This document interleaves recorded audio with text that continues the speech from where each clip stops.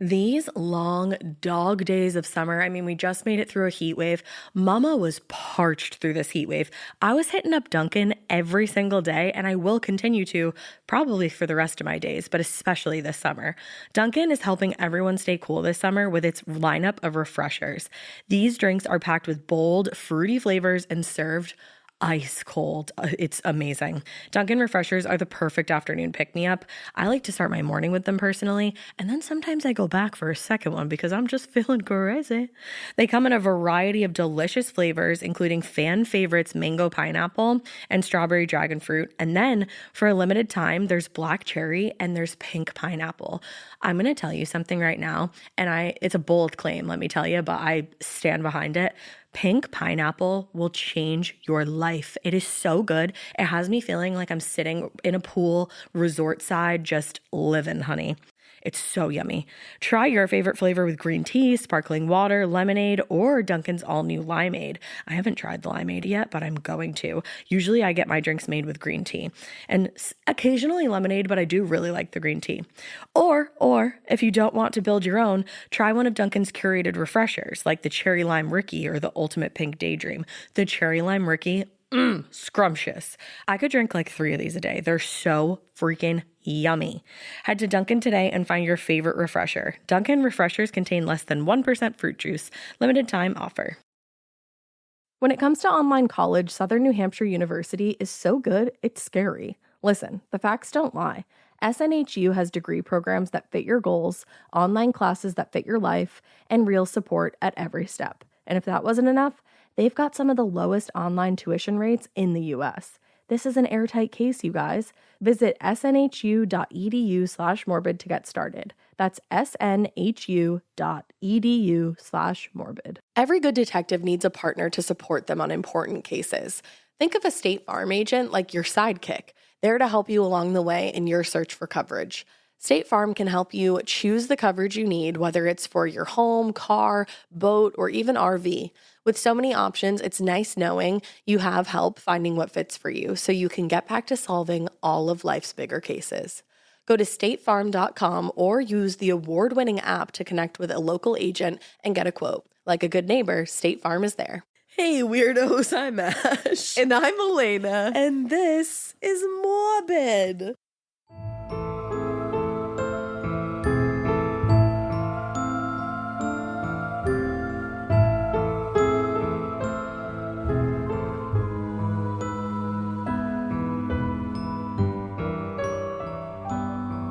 This is Morbid. Oh my god, we're in a silly, goofy mood today. We are. It's Monday. It's Monday. Wait, what day is it though? It's Monday. Monday.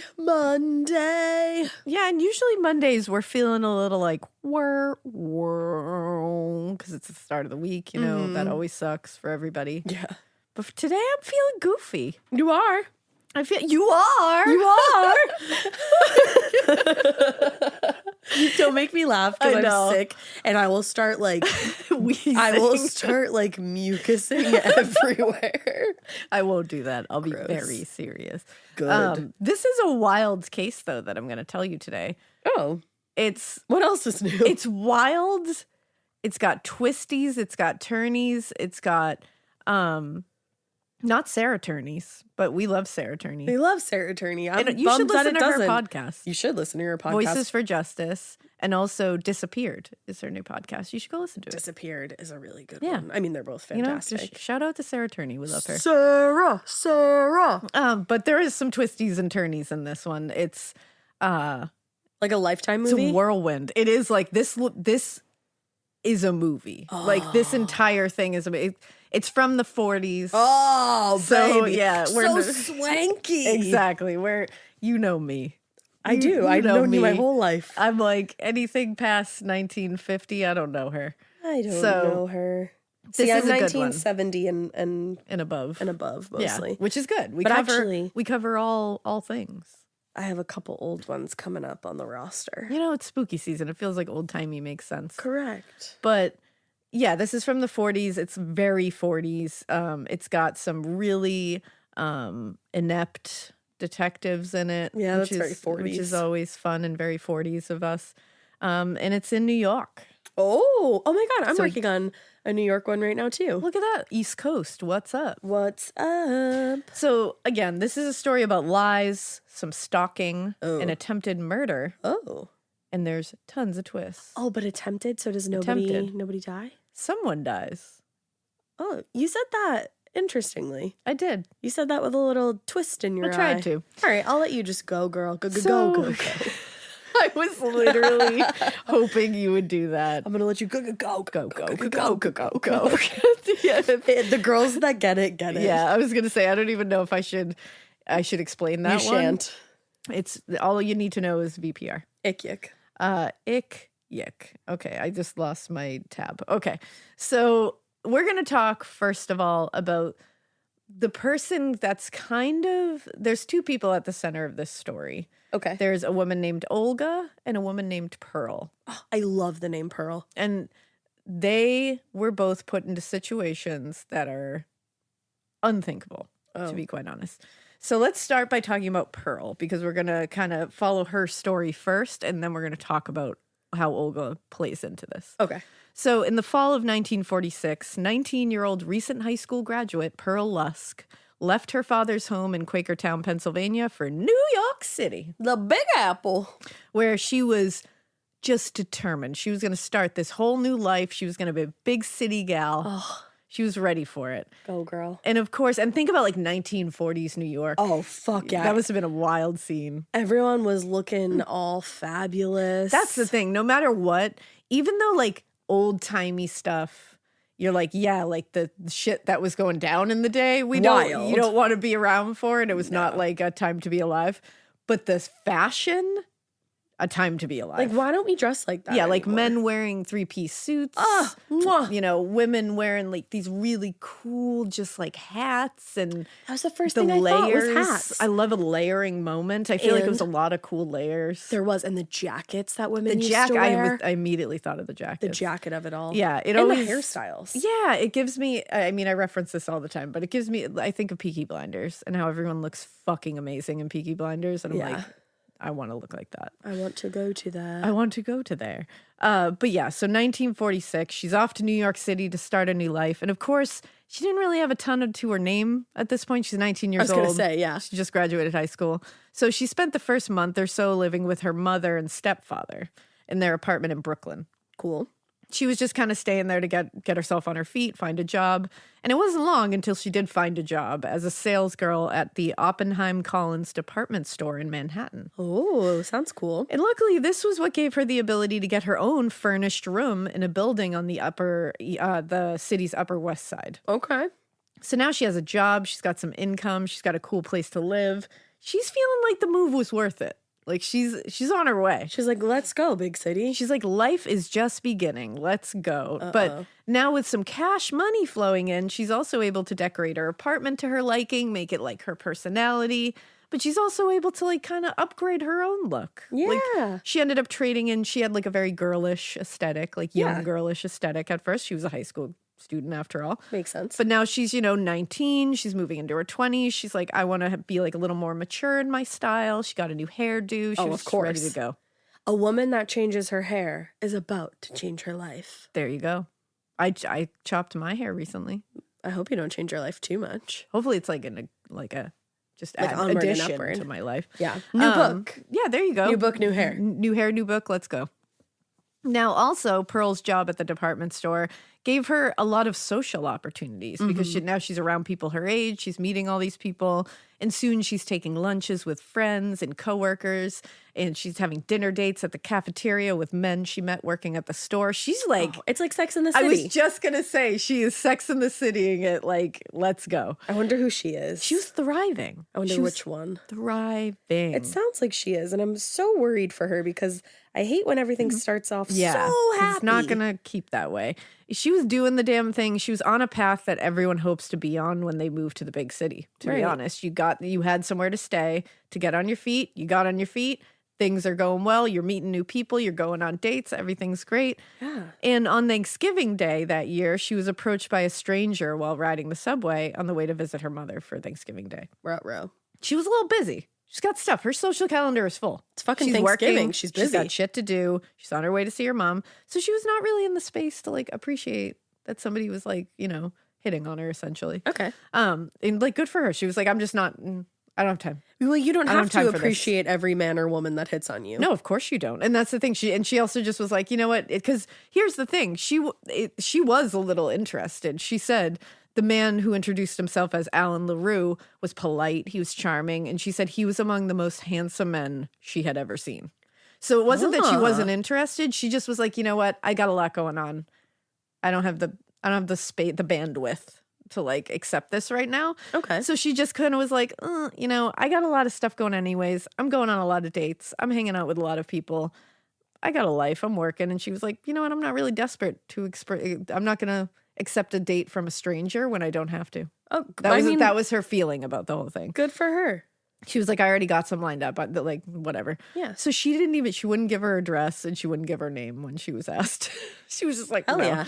So Pearl She said, let's play a long game. Yeah, she said whatever. But she was like, oh, you were good to look at. So thank you for that. Yeah, thanks for the eyes. But, so she leaves. She has a great time at Thanksgiving, I imagine.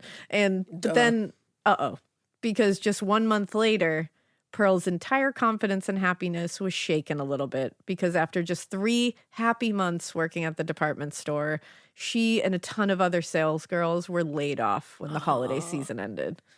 So now she has no job, no income, no social opportunities. They're kind of dwindling down because she's not around these people anymore. Mm-hmm. So she's very much in a more vulnerable state at this point. And that's when she ran into Alan LaRue again. Oh, she ran into him. How strange in the big city. She meets him on the subway by happenstance. And then she meets him a month later on the train back from Brooklyn the day after Christmas. Huh. So, and weird that it was like both holidays. Yeah, exactly. Now she's feeling down at this point. She's had a run of bad luck. Like this isn't a good time. Like I said, she's feeling vulnerable. She's feeling like she's desperate to get some income. Mm-hmm. And so she, at this point, she's like, my social calendar is not full anymore. I'm not working. You're still hot. You're still good looking. So she's like, you know what? Sure. She agrees to join him for a drink at a bar in Times Square. Because he approached her again. Yeah, he approached her again. And she was like, I'll go out with you. In Times Square, it's busy. Yeah, lots of people. Now, during their mini date, he was very sympathetic to what she was saying. He listened to everything. And he was like, oh my God, that sucks. Like, I know how that feels. And later, she told the assistant district attorney, he seemed interested in me like any other man at first. But the more I talked, the more I felt like he had some different kind of interest in me. Huh. So it turned out that Pearl, her intuition was right on. Listen to your gut, baby. Alan did think she was beautiful. He did like her, find her charming. But he also had something else in mind for her because after they talked some more, he said, you know what?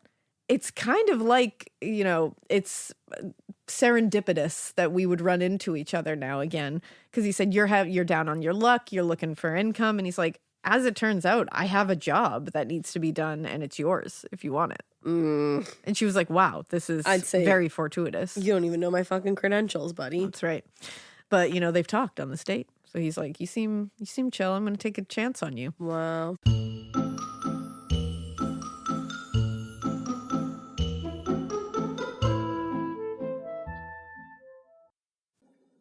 Getting paid twice a month doesn't mean money is scarce. It just feels that way. That feeling makes you do weird stuff, like putting things on a card you didn't need to. Earnin removes that feeling. With Earnin, you can access up to $150 per day of money you've already earned, plus up to $1,000 between paychecks. Standard transfers take 1 to 2 business days with no mandatory fees, and expedited transfers start at $3.99 and cap at $5.99. 5 million people are already on it, and honestly, it's wild it didn't exist sooner. Download Earnin on the App Store or Google Play, spelled like earning money without the G. Type in Morbid under podcast when you sign up. It'll really help the show. Earnin is a financial technology company, not a bank. Access limits are based on your earnings and risk factors. Standard cash outs take 1 to 2 business days with no mandatory fees. Expedited transfers available for a fee. Tips are voluntary and don't affect the service. Available in select states. Terms and restrictions apply. Visit earnin.com for full details. Chilling crime cases are mysterious, but finding coverage shouldn't be. With the State Farm Personal Price Plan, you have options and can personalize your plan to help create an affordable price so you can get back to cracking all of life's bigger cases.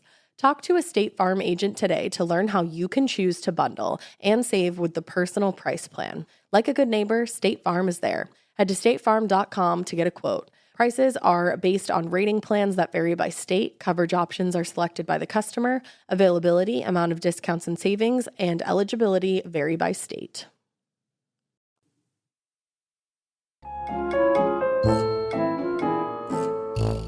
So he explained to her, he said, I'm a private detective and I work for an insurance company.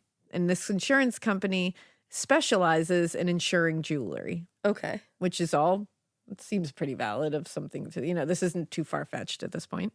And he said his job was the guy, basically they relied on him to investigate and find any stolen jewelry. And he's like, so when somebody steals jewelry, I have to do the whole investigation. I have to find a way to get it back so the insurance company doesn't lose out. That checks. So according to Alan, he said that there's this young woman named Olga. Here we go. She worked as a secretary for the Croydon Hat Company, and she had stolen some jewelry from a client of their insurance company. And he had reason to believe that Olga still had the jewelry and was holding it, like carrying it on her person, like was wearing the jewelry. Sure. Now, here's the rub, though.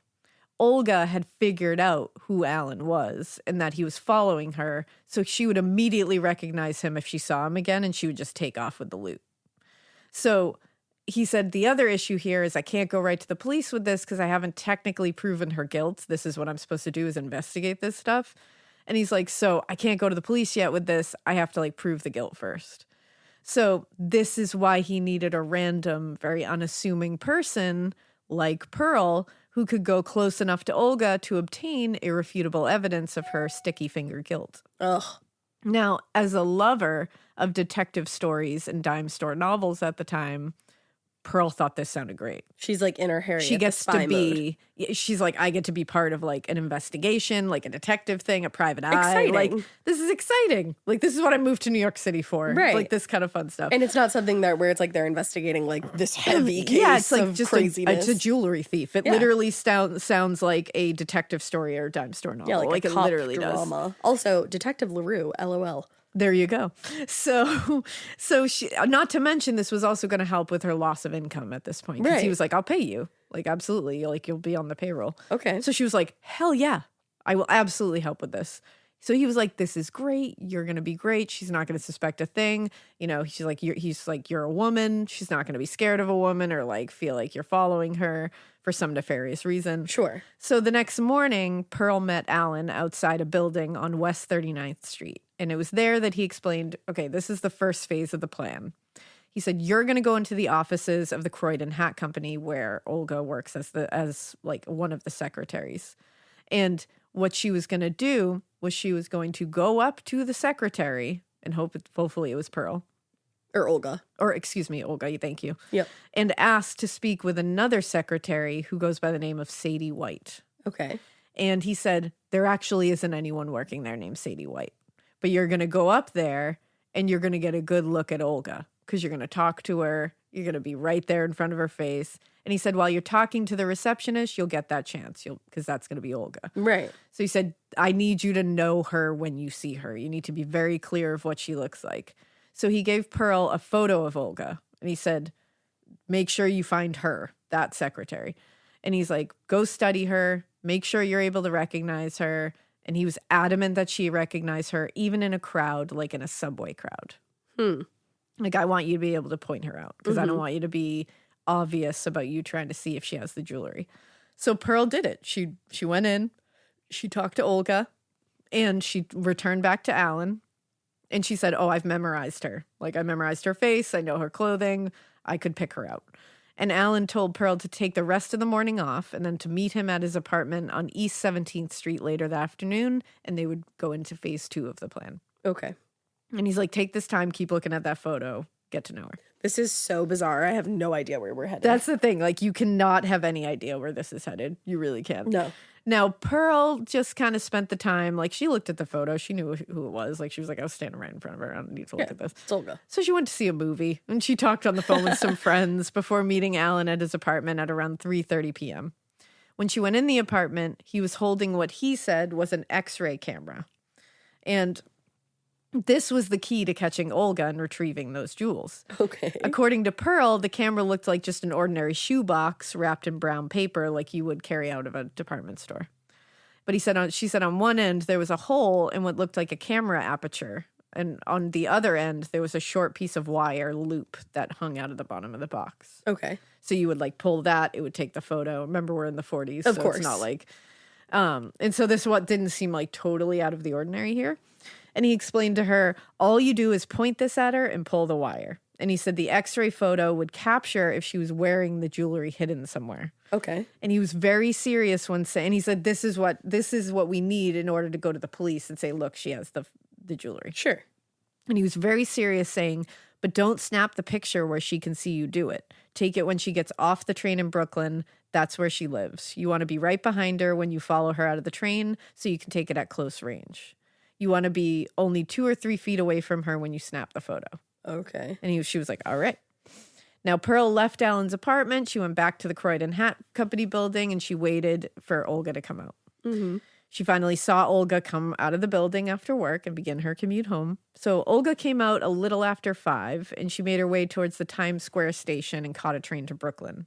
Pearl followed her onto the train, not too close, but she did sit across from Olga on the train. Okay. And again, she looks like she's just holding a package. Right. Like it doesn't look wrapped like a in camera. brown paper. Pearl then aimed the camera at Olga and pulled the wire. And she was like, I think I got a good photo. Like, that's it. So she got off the train. She went to the bar in Times Square where she met Alan again. And she was like, everything went awesome. Like, Alan was like, shit, like, how close were you to her? Like, you know, had she noticed you were following her? Like, did anything go wrong? Did she seem suspicious? And Pearl explained that Olga had only been a few feet away from her and she took the picture. She didn't seem to notice her. Everything seemed like it went great. So Alan was like, that's amazing. I'm going to get the picture developed tonight and I'll meet you tomorrow morning and I'll let you know how it turned out. Yeah. Now, when they met the following day, he was like, bad news. The picture wasn't good. Why did I suspect that? So he told Pearl that he believed it was the camera to blame. He was like, it's not you. You did great. Like, good job. But he was like, you know what? I'm going to get us a better one. Like, that was kind of like not great anyways. Like, I'm going to make sure we get a better one. Like, give me a few days and I'll be able to get a better one. Okay. So she's like, all right. So a few days later, on December 31st, 1946. New Year's Eve. They love holidays. They really do. You're right. Pearl called Alan at his apartment and he said he was able to get a new x-ray camera.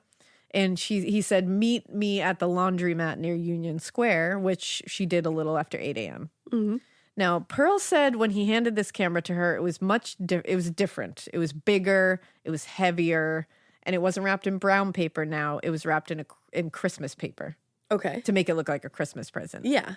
Inconspicuous. Yeah. And Alan explained Pearl was to take the camera, go to the train station in Brooklyn, follow Olga from there. Once they were on the train, get close to Olga, not too close, take that picture just like you did before. Same old thing. Keep the same chill way you did it. And he added, remember to aim it low at her waist. Okay. And she was like, why? And he was like, I think that's where she's probably carrying the jewels pinned inside her dress at her waist. That's what we've gotten information that's what she does. Why would anyone keep jewels pinned to their waist? I'm not like real that? sure.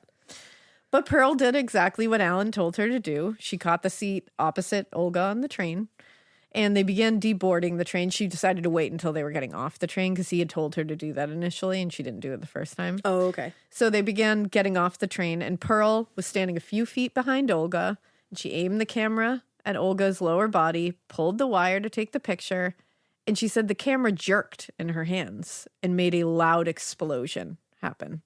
Oh? This caused immediate confusion and panic and chaos everywhere. Yeah. And when Pearl looked up, because she was just stunned at, like, what the fuck just happened? Like, she's like, did this camera just blow up? What the hell happened? Pearl looked up. Olga was laying on her back on the platform, holding her leg. And her leg looked as though it was nearly blown off. Oh, my God. Just shattered. Completely ruined. Seconds later, a security guard rushed over to Pearl because Pearl was splattered in Olga's blood and holding that box. Uh-huh. And the security guard was like, what the fuck? Yeah. And they were and I guess Pearl answered, I just took a woman's picture and somebody shot her. And Pearl told the security guard before she was grabbed by police, she was like, I just took her picture. She was like, who shot her? Like, she had no idea. Like, what happened? What the fuck? So police officers took her. They ripped open the parcel that she was holding. That's not a camera, And baby. inside was a sawed-off shotgun, 12-gauge shotgun, mounted between 2 cream cheese boxes. What? Yes.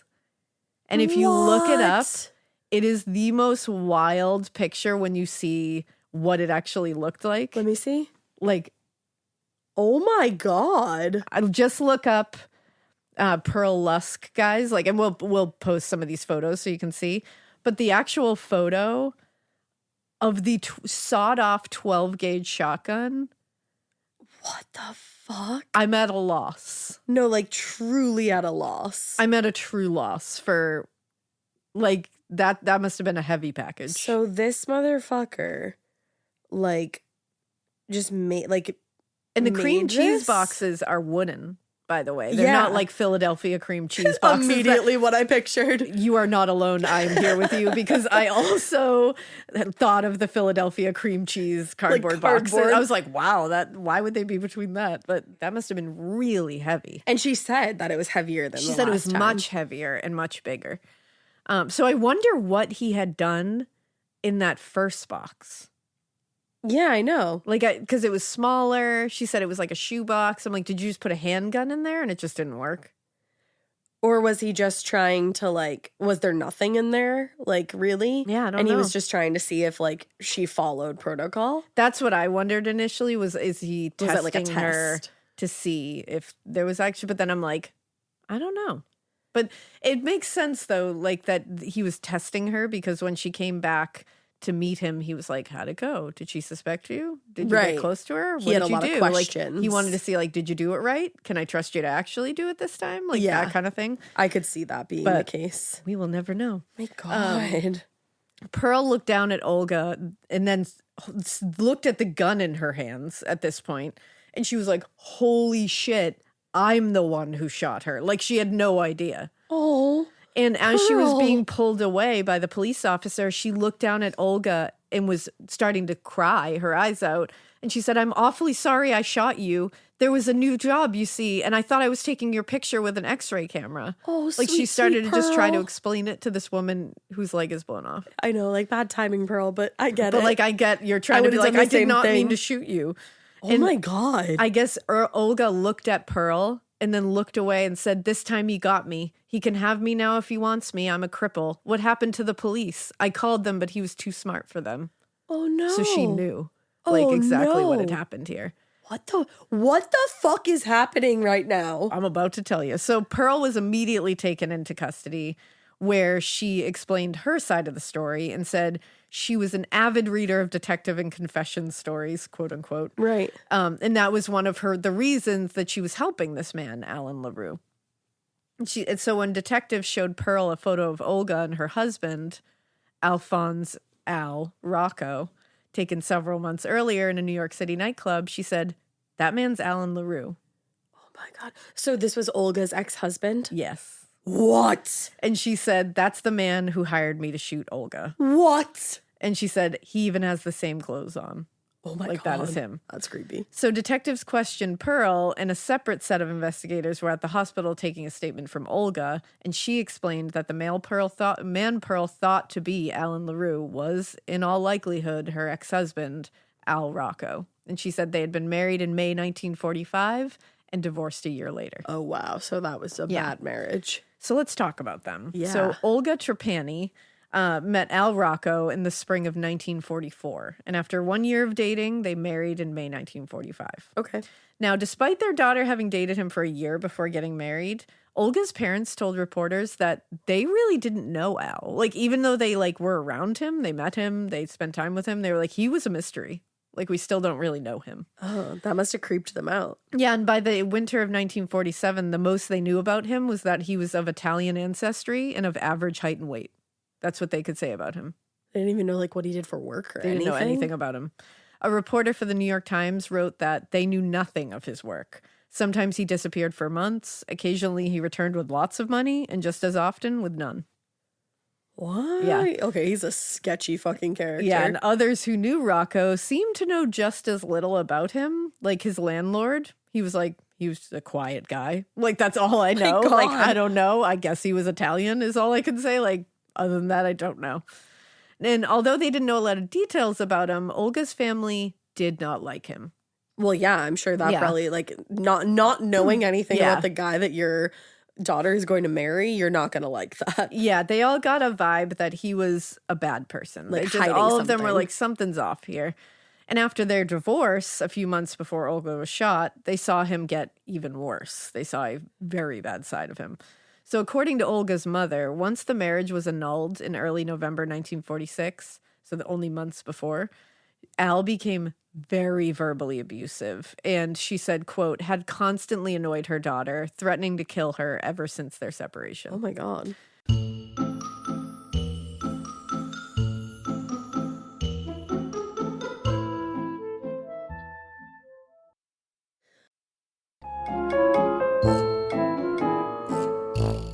So it didn't take long for detectives to learn not only had the couple had an abusive relationship and a very, very aggressive and hostile separation, but this was not the first time that Al had tried to kill Olga. What? On one occasion, this is where the detectives and police in this case failed fucking miserably. Like, shame on this one. Shame. Well, that makes sense because she said, like, he finally got me. He finally got me, and he was like too smart for the police, and it's true. Yeah. He got away with so much. When you hear all the shit he did that everyone just ignored. Oh, So- the 40s. On one occasion in mid-October, after the couple had separated already, like they were separated, not divorced, Al confronted Olga at the train station in Times Square. He took out a switchblade knife, forced her into his car, and drove her to a motel in Poughkeepsie. What? Once they were there, he forced Olga to undress, hid her clothes, threatened to kill her, and said, if you don't come back to me, I'm going to murder you. What? So she spent 2 days in that motel room being terrorized by him while he was trying to force her at knife point to come back to him. Somehow she managed to convince Al to bring her back to New York. And once there, she fled. She ran away from him back to her parents' home in Brooklyn. And a few weeks later, on November 1st, just before the couple's marriage was annulled, Al then shot at Olga through an open window in her mother's kitchen. Jesus Christ. 2 of the bullets struck her in the right thigh and left her with a .45 caliber slug in her thigh and a permanent limp. Oh my God. Now, you would think after those 2 incidences of Attempted kidnapping, murder. assault, and attempted murder, Yeah, just those few that things. maybe he should be arrested or talked to, perhaps. Scolded. They were both reported to the police, both those incidents, and Olga made thorough statements. But from the looks of things, nothing was done to follow up or arrest Rocco. What? Yes, he just terrorized her with no consequences.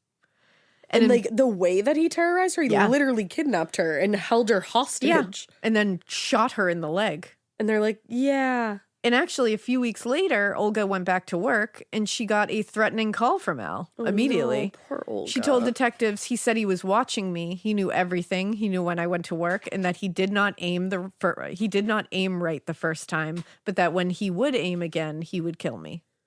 So he literally was like, I didn't aim for your leg. I just aimed wrong. I meant to kill you. Oh my God. So Olga reported it to the police, who told her, don't worry. Don't worry. Don't worry about it. I have a permanent limp and a slug in my leg. This part of the show is brought to you by Anua, the Korean skincare brand known for scientific, gentle, yet effective formulations. The latest from Anua is the Retinol Collagen Gua Sha Cream, a firming cream with a gua sha-shaped tip built right in. Have you guys heard of gua sha? It's that viral massage tool that moves fluid and tension out of your face. Less puffiness, a snatched jawline, honey, more definition in your face. Retinol firms and reduces fine lines, and collagen keeps your skin plump and structured. This cream has both of those things, arguably the most optimal combo for that snatched, lifted look all in one step. I am obsessed with the Gua Sha cream.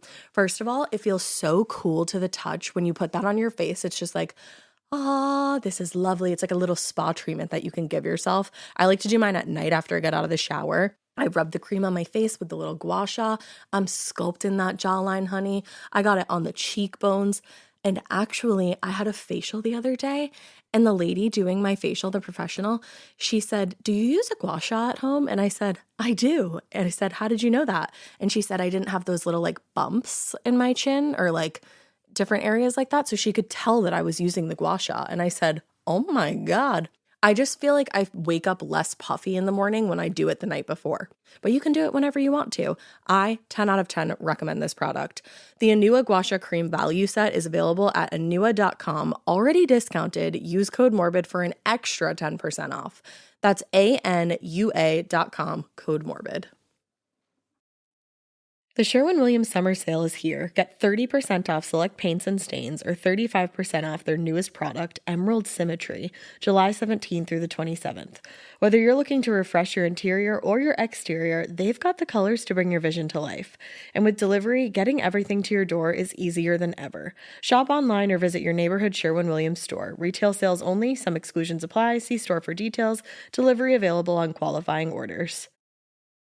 Yeah, fuck right off with that. Now, in this case, it's unclear whether they followed up on anything, but I couldn't find anything to say that they did or didn't. Sounds like they did not. In the days that followed that threatening phone call, Don't worry. Olga received daily threatening calls from Al Rocco and regularly saw him in the crowd at the train station and on city streets following her. Oh my God. And each time, every day, she reported the incident to detectives at the 66th precinct. And they didn't do shit all about it? Nothing. One day, just after Christmas, she was going, this is the saddest one, I think. Oh. She was entering the Times Square station and she saw Al following her very closely behind her. Terrified. So she panicked and she paid for her train fare.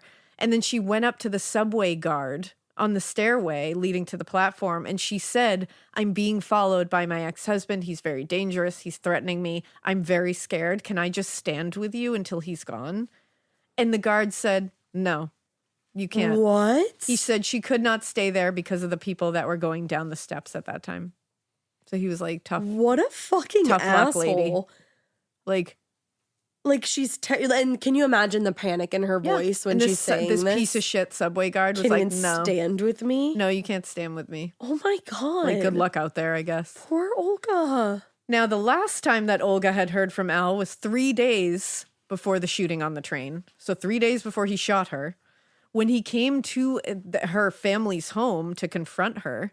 And the family members were like, "What the fuck?" And they heard him shout, "I'll kill you and kill myself." Jesus. And Olga guy's reported sick. the incident to the police like she had all the fucking others of them. And on the evening of December 30th, detectives did come to her house to finally take a statement. And Olga told the detectives that after everything she'd been through with Al over the past few months, she was afraid. She was like, "He's going to kill me." Like, it's very clear. He's trying to kill me. She said, "They told me that I should not be frightened and that they were going to protect me and that they would guard me when I went to work." So it's like, okay. He's already shot her and she shouldn't be frightened? Well, and it's like, okay, like, cool. They're saying they're going to protect you and like escort you to work and shit. Like, clearly they awesome. didn't. And she gave this statement from their hospital bed after being shot. When she left for work the next morning on the 31st, she said there was no detectives anywhere. And the only escort she had to the train station was her sister. So bravo, detectives. Bravo. Oh, these people are fucked. And they're not making any like written reports of this because at this point, this guy would have had a stack like 3 inches thick. Yeah. They're just the amount that they did is Zilch. zero. Goose egg. Zero.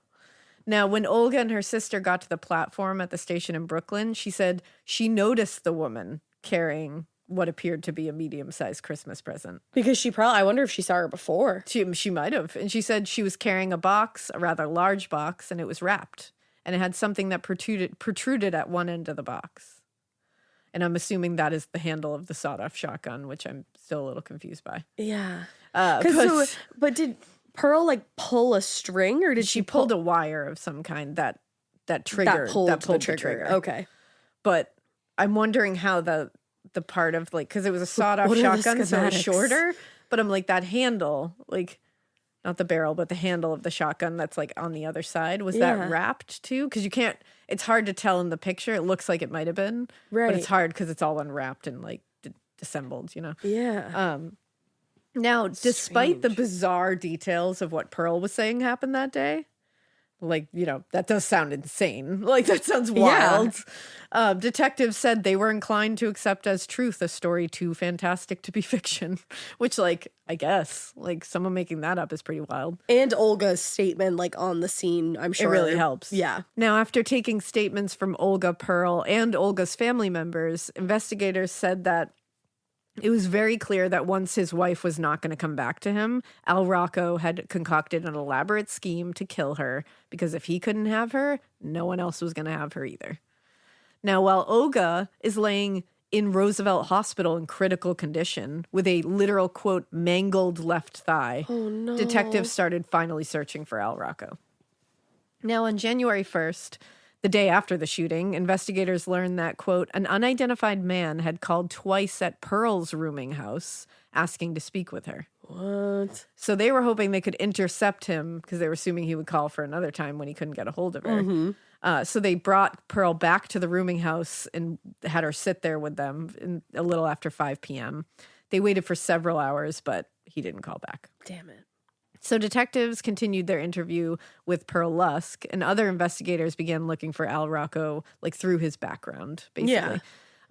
What they learned a lot about him, but they learned that the 28-year-old, by the way. He's 28 Rocco, years old? Yeah. He had served a year in the Bronx County Jail a few years earlier for auto theft, and he had a bunch of arrests for disorderly conduct, car theft, all kinds of stuff like that. Things they should have known when he was doing this to Olga. Exactly. But the thing is, when they were looking at his criminal record, they were like, none of it, detectives were calling him a diabolical genius. And they were like, when you look at his record, you're like, nothing really lends itself to that. He's just a car thief. Yeah, and an asshole. Like, that's it.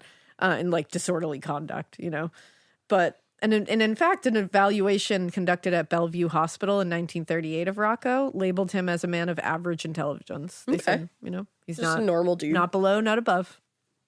But they had opened up to tips from the public at this point, and the first tip came in around 11 a.m. on the morning of January 1st. That's when a Brooklyn resident saw a man on Brighton Beach who disrobed completely and just entered the water. Okay. According to the witness, they said the man, quote, shed a gray tweed overcoat, a brown suit, a blue tie, and a white shirt. Then, wearing gloves, underwear, shoes, and socks, he plunged into the icy surf, headed out to sea, and disappeared. Why is he wearing gloves? Is he the Loch Ness Monster? Like, what's going on here? He just What? headed out to sea? Like, just, What do you mean? I'm off. Police searched the water for hours, and they couldn't find anybody in there.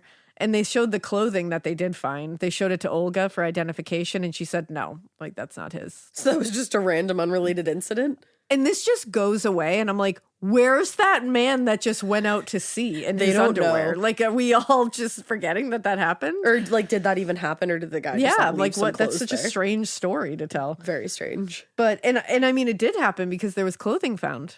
Yeah. They found the guy's clothing, like the same clothing that this man had described. Weird. Now, on January 3rd, Olga's condition took a turn for the worst. Oh, no. She had actually had to have her leg amputated. And it left her in what doctors said was a fight for her life. Oh, no. That same morning, Pearl Lusk appeared in General Sessions Court, which was a court mostly for misdemeanors at the time. She was sobbing, like, beside herself. Because she's like, how the fuck did I find myself in this situation? Yeah, and she was explaining to them, I was just a pawn in Rocco's plan. And she's like, I genuinely believed his story about being a private investigator in pursuit of a jewel thief. Yeah. Like, I literally did. And the assistant district attorney, Jacob Grumet, noted that investigators did believe Pearl was telling the truth, that none of them believed she was lying. But they said they wanted her held as a material witness because when they captured Rocco, hopefully, who he referred to as an archfiend. An archfiend? Yeah, they wanted her to be there as a material witness. So the judge agreed. Okay. It was like, yeah. And set Pearl's bail at $10,000 and then remanded her into the custody of the Florence Crittenden home, which was a home for unwed mothers. Interesting. But I think that's just where they were, like, because they were like, we got to sure, keep track of we're you. gonna keep you there. Because I could see why they would want to keep her, because she would want to get as far away from this shit as possible. And you want to hear exactly what this guy told you. Like, Right. Tell me more. Yeah. Did you get very far? Like, what happened here? And so detectives finally figured out what their job title was at this point, and they That's started good. working to find Al Rocco. So Imagine that. good job. Fantastic. Because now he actually almost killed Olga. Now's the time to do their job, I think. Yeah, once somebody is almost dead. Yeah, they questioned several people, and they all said, like, acquaintances, people they thought might have seen him, and they all said they had not seen or heard from Al Rocco in weeks. I bet.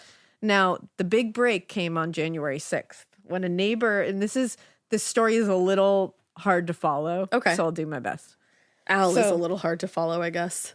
Truly. So a neighbor of Al Rocco's first cousin, So his cousin's neighbor. yes, reported his car had been stolen by a man who introduced himself as Alan Lamonte. Okay. According to the neighbor, Dominic Rizzo, the Cool man name. introduced himself as a friend of Mrs. Rizzo's brother, James Capozzoli, I think it is. Capozzoli. So he's saying he knows this guy Dominic's wife's brother. Got it. And her sister's cousin's best friend's brother twice removed. Exactly. Now, Alan Lamonte explained he had recently come into possession of a large number of tools with instructions to give them to James Capozzoli. Okay. But the tools were in Cairo, which is a small town in the Catskills. I know, I thought Egypt as I well. was like, he's going all the way to Egypt now? I also thought that. Right? Your face, I was like, you thought the same I thing I sure did. did. I was like, this motherfucker's borrowing your car to go to No, Egypt. this is just a small town in the Catskills. So, and he said his car had broken down, so he had no way of getting there. So Womp I need your help. womp. So Mrs. Rizzo, Dominic's wife, called her brother, James, who said, quote, he'd be delighted to have the tools, although he did not remember Lamonte. He was like, sounds awesome. I don't know this guy, but like, I'll take the tools. Oh my God. And despite her brother having no memory of the man Like, yeah, claiming give to him be the car. Alan Lamonte, the Rizzos, Dominic and his wife, invited him to dinner. And then the next morning, they drove him out to Cairo. So they all got there a little after 12:30 p.m. and they stopped for lunch at a local diner. And Alan Lamonte finished first, so he told the couple the tools were just a few blocks away. And he's like, why don't you finish your coffee and I'll just take the car to go get the tools? Come on. And they were like, absolutely. Wow. Alan Lamonte, go Imagine right ahead. being that. Yeah, just take my vehicle. Imagine being that pure. Take my whole ass vehicle. Yeah, let's go right ahead.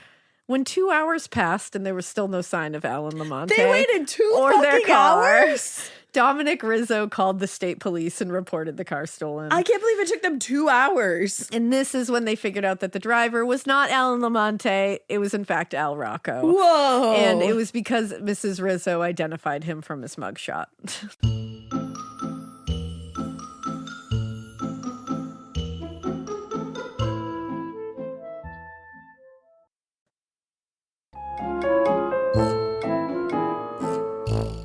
Now, Wow. a short time later, state police picked up Rocco's trail as he passed through Prattsville, and they began to chase him, leading in the direction of a town called Oneonta. Yes, correct. I did it right. Now, more than 50 state troopers and 2 New York City detectives were pursuing Rocco that evening, and eventually they ran him into the woods near Gilboa. Okay. It was there that he abandoned Rizzo's car along the side of the road. And they also found out that earlier that evening, he had actually forced his way into a home of Mr. and Mrs. Leroy Lewis. And he held the couple at gunpoint Jesus. and demanded they feed him. And they told him, and apparently he told them he planned to, quote, remain there indefinitely. Oh, sure. Which Come is on not in. something you want to hear from someone holding you at gunpoint. You want to be like, no, I'd like you to leave as quickly as possible. Yeah, like leave yesterday. Thank you. And he told the couple, I've got to stay. I was framed. I'd be like, you've got to go. Now, despite saying he was going to stay there indefinitely and that he had to stay, after just a few hours, he just changed his mind and fled into the woods. And they were That's like, good.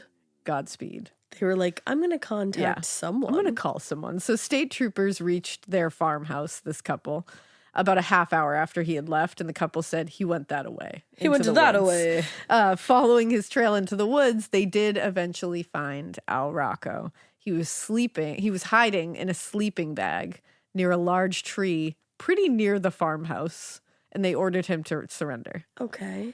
When he immediately refused, immediately fought back. So he refuses to surrender, and a trooper fires a warning shot and then demanded him come out. And they shouted, "Come on out, you skunk." That's what they yelled at him. Incredible. And instead of being the skunk that he was and coming out, he drew his gun and he fired 4 times in the direction of the troopers. This ballsy You motherfucker. know that's not going to go over well. So Nay. the troopers returned fire in what the New York Times described as a heavy barrage. So I don't think Al's coming out of this one. Spoiler alert. I was going to say bye-bye, Al. So the shooting lasted nearly 2 minutes, and when it finally came to an end, Al Rocco was dead.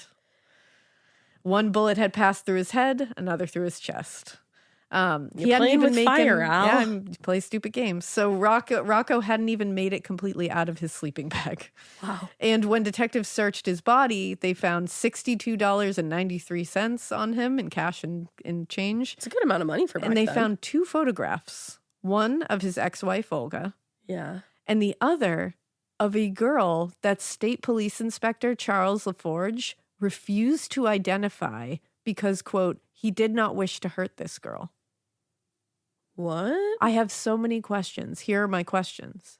1, who didn't wish to hurt this girl? The state trooper didn't want to hurt her by releasing her identity? Or 2, you are somehow implying or inferring that Al didn't want to hurt this girl? How the fuck do you know that? He tried to kill his ex-wife on 65 different occasions. The way I take that is that the state trooper didn't want to hurt her, like didn't want to upset her. Yeah.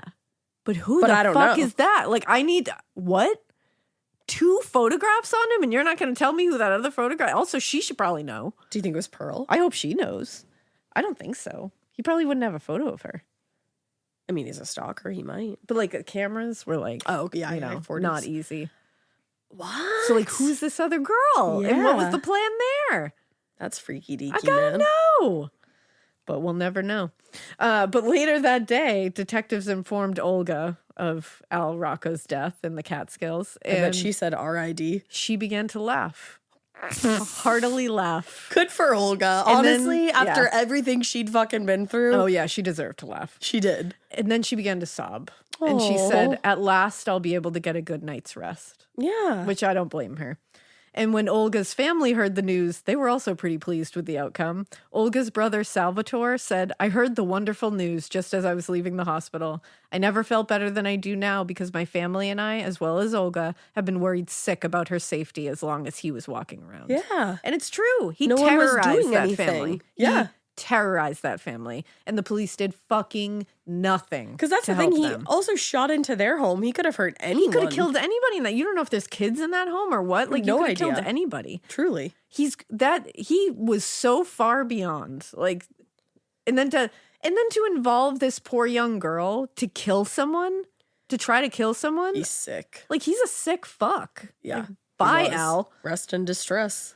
Now, days after the shooting, Al's body was claimed from the Bundy Funeral Home in upstate New York by his uncle, Philip Rocco, who returned the body to Brooklyn.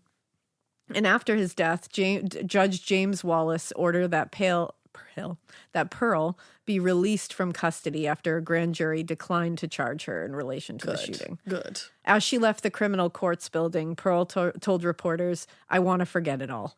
I And I bet. don't blame her. Now, according to Pearl's mother, Stella, they were going to retrieve some of Pearl's belongings from her room at the boarding house, and then she was going to leave the city. She was like, "I'm taking her home." Now, after several weeks of recovery following having her leg amputated on her way home from work, Olga was discharged from Roosevelt Hospital. And in February, she filed a claim against the city of New York, demanding $200,000.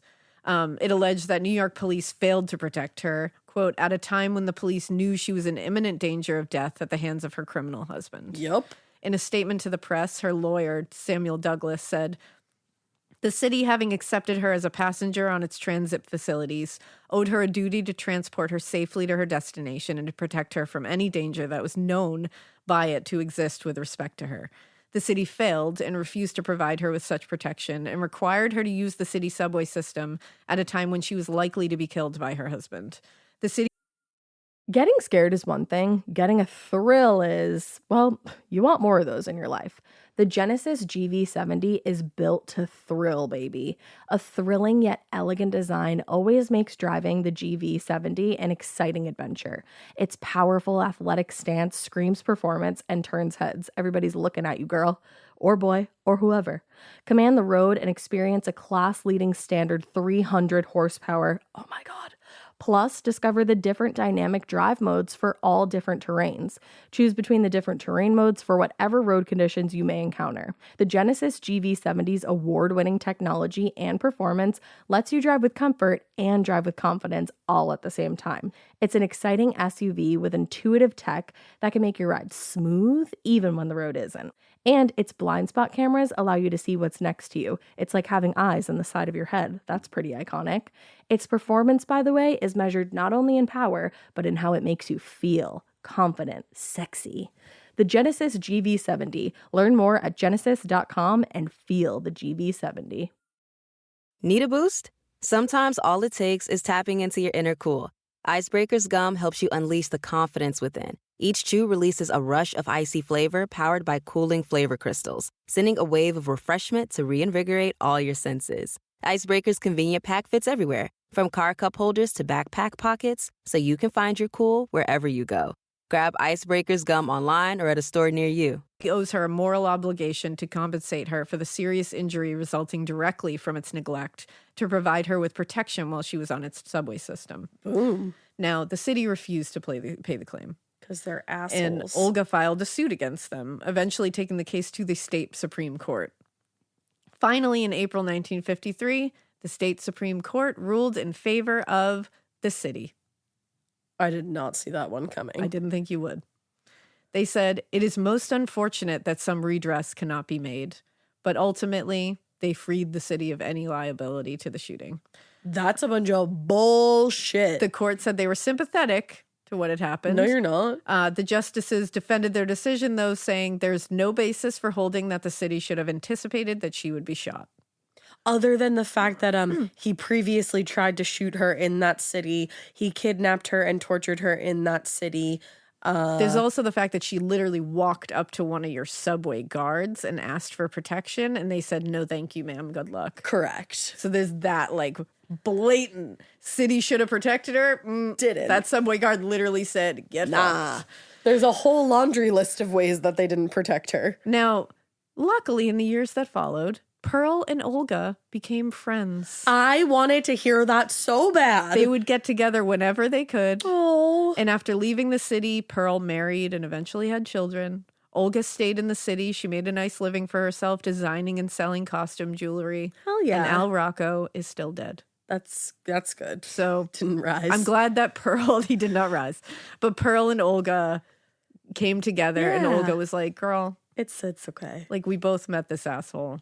We both believed what he said, Holy shit. you know, like, and Olga, I'm like, what a bad bitch. Just kept on going. And Made a that she fucking was like, you know business. what, girl, I know that like, he's a dick. He's a manipulative dick, and I know he manipulated you into Yeah. thinking that you weren't doing what you were doing. I also kind of love the irony that she became a jewelry maker. That is kind of fun. That's fun. That is fun. Also, imagine if your mom was Pearl Lusk and she just whips that one out at Yeah. the dinner table. Like, yeah, She's one like, time I "Oh." shot a lady by accident carrying a Christmas package. One time I got tricked into becoming an assassin. You want to hear that one, kids? You want to hear that story? I'd be like, yeah, I do. She's like, you ever Grandma heard of Pearl? Two Truths and a Lie? Like, hell yeah, I do. damn.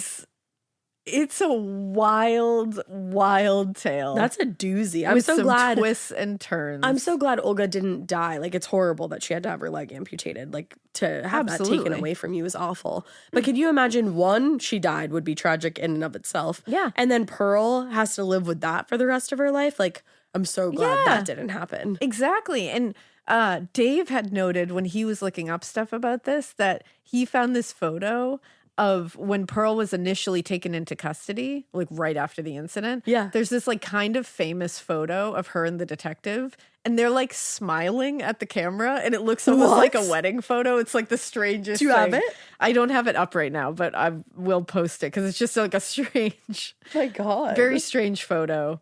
Very strange situation. What a time to be alive. Truly, it's this story I just cannot I cannot fathom it. No, I never expected any of the things that came from this story. And it's so sad because Olga's like this beautiful gal. Yeah. She had her whole life ahead of her, and she still did. But it's like now she's got to deal with the aftermath of this because of some asshole Seriously. that she met and dated for a year. And because New York City did literally nothing to help her. Nothing. Wow. Absolutely nothing. Holy shit. There's also a really great photo of Olga being brought out of the hospital. Is she cheesing? And she's cheesing for the camera. Her hair is done. Her makeup is beautiful. done. She looks like a 40s goddess. Like it's a great one. And she's got like flowers on her lap. It's just a cool picture. There's also one of her later where she's like all dolled up and she's got like fancy like shoes and stuff on. She looks great. Oh yeah, she's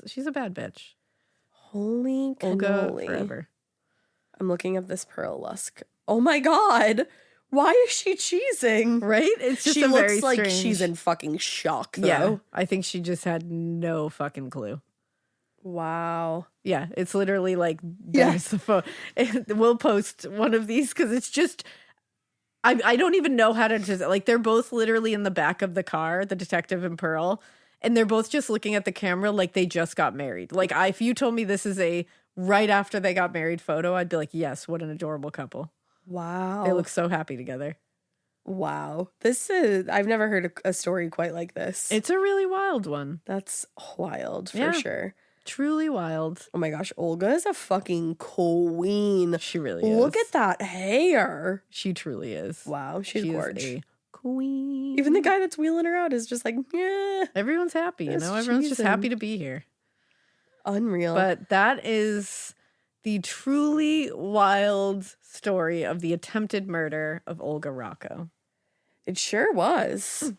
Yeah. So we hope that you keep listening. And we hope you Keep it weird, but not so weird that you carry anything for anyone, especially if it's a Christmas package. Just so you know. Never carry anything for anyone. Don't. That has always been my stance. It remains my stance. Just don't do it.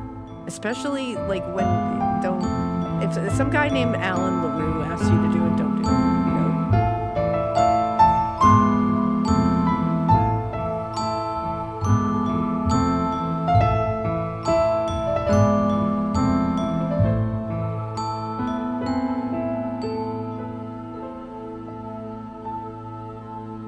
Hey, weirdos! I'm Elena.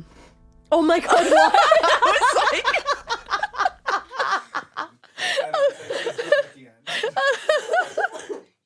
pourquoi? I literally, you just sat there and went, like, I was waiting for, I was like, is there a cue? Like, I didn't know we were doing a bit. I just want to be you. Traditional home security only alerts you after a break-in, and that's too late. Simply Safe is changing that. Stop. This is Simply Safe. Police are on the way. We don't just alert, we stop crime before it starts. Simply Safe, plan starting around $1 a day. Save 50% on your new system with professional monitoring at simplysafe.com/SXM or with promo code SXM.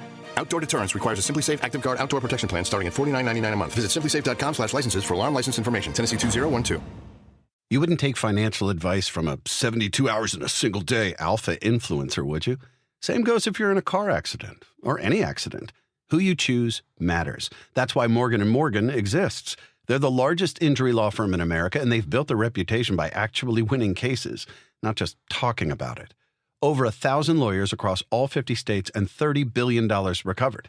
Injured? Go to forthepeople.com/podcast. That's forthepeople.com/podcast.